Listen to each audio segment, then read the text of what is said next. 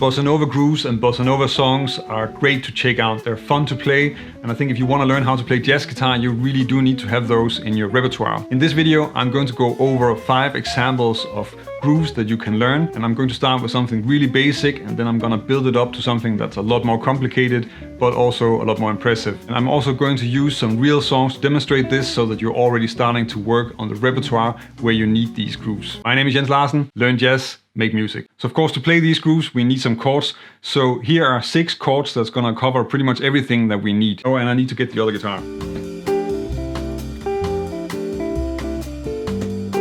The first one is a C6-9, D minor 7,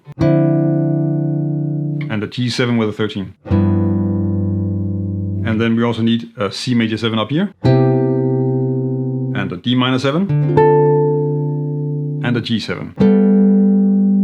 With these 6 chords, we can pretty much do everything that we need, and there are a few variations later, but they're easy to follow. Now we can get into the grooves, because in Brazilian music, then I think guitar is really the king of the style, and piano and bass are just cheap imitations. This first groove is a simple 1-bar pattern, but it's also really important because it's actually a part of all the other grooves, so you really want to have this in your system. The basic version sounds like this.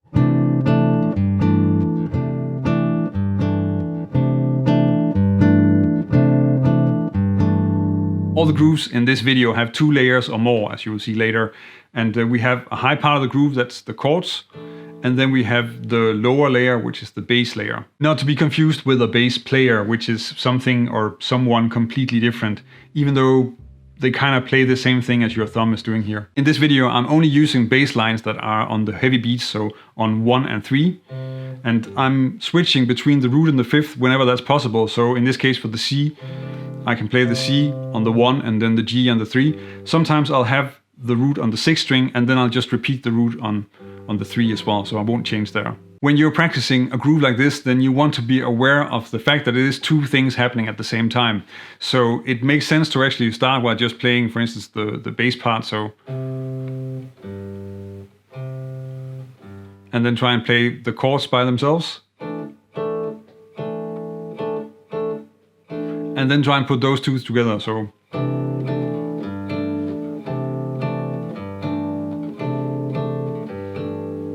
And if you play this through a song, then that might sound like this.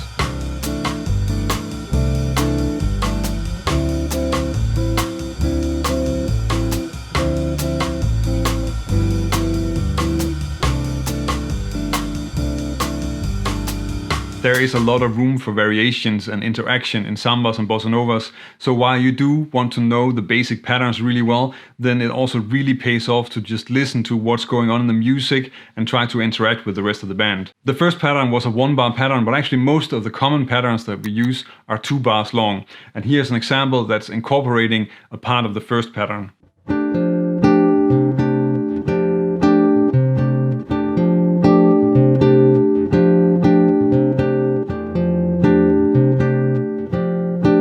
And if you apply this groove to the A part of Girl from Ipanema, then you get something like this.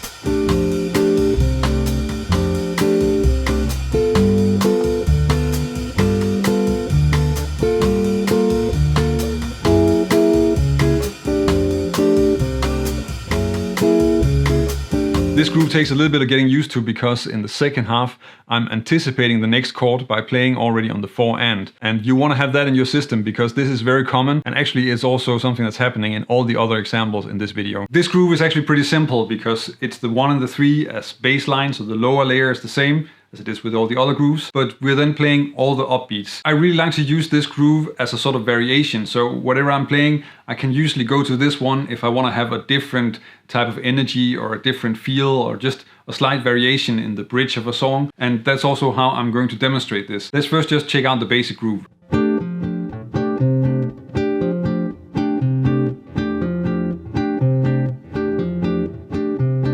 And this is a great groove to use as a variation. So for instance, if you're using it in the bridge of a song like Girl from Ipanema.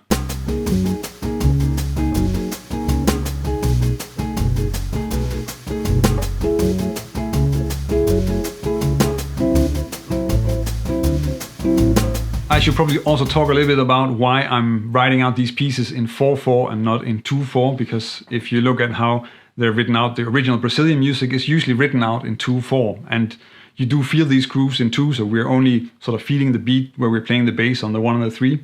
But we're using this in jazz, and in jazz we are always writing stuff out in 4/4. And if you look at the sheet music for these songs in real books, then they're written out in 4/4. And actually, we're also feeling jazz on the 1 and the 3 mostly. So we're also kind of feeling halftime. We just write it differently. For the rest, it's really the same, and it's not really something to get too excited about. And I think it's easier to write the rhythms out in a meter and in a way that you're used to reading, rather than something that seems a little bit alien. Now we're going to take a groove that's a little bit more complicated. We're going to take the tempo up a bit and then play a groove that has a lot more energy and also a lot more syncopation.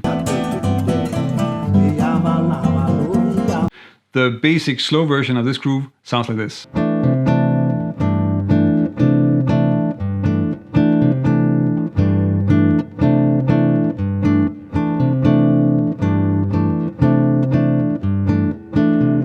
One way to understand this groove is that it is consisting of 2 phrases where one is only off beats and the other one is only down beats. Of course, they're not sort of split in each bar, so they're sort of spread out across it. You can also see it as being a variation on the very first pattern that I went over, because the second bar is essentially just that pattern. In any case, you want to be really sure that you can play just the chord part by itself. Also because sometimes in bands you will actually hear the guitar player just playing that and not playing the bass part at all. Using this groove on a song sounds something like this.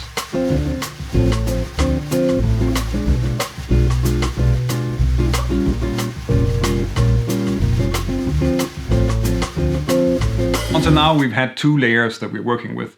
We had the bass that's just on the heavy beats, the 1 and the 3, and then we have the chords that are a syncopated pattern on top of that. But actually you can add another layer to that, because we can also split the chord up and then give that a high and a low part. And the way that this is done is really typical for the fact that this is guitar music, because it's just really being easy in terms of finding an easy way of adding 2 levels on the guitar. And the way you do that is just by using different string sets. So the groove is going to split between having this middle set as the chord and then a higher set as well. And that way we get 2 layers. The basic groove sounds like this.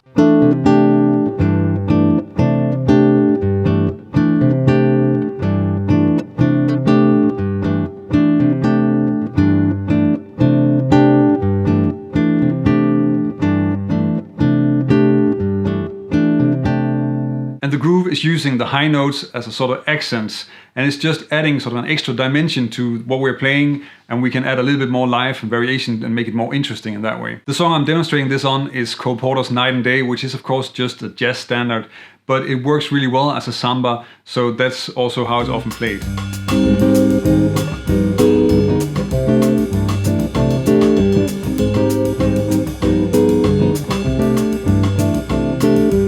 The fun part of learning chords is not really learning the chords themselves, it's all the different things that you can do with them. And especially, as you can tell from this video, it's really about sort of playing some interesting rhythms and some interesting grooves. If you want to check out another video that I did where I'm taking a really basic voicing but then giving you 5 examples of different things that you can play with that, some different grooves and some different rhythms, then check out this video where I'm covering some shell voicings and applying that to 5 different standards.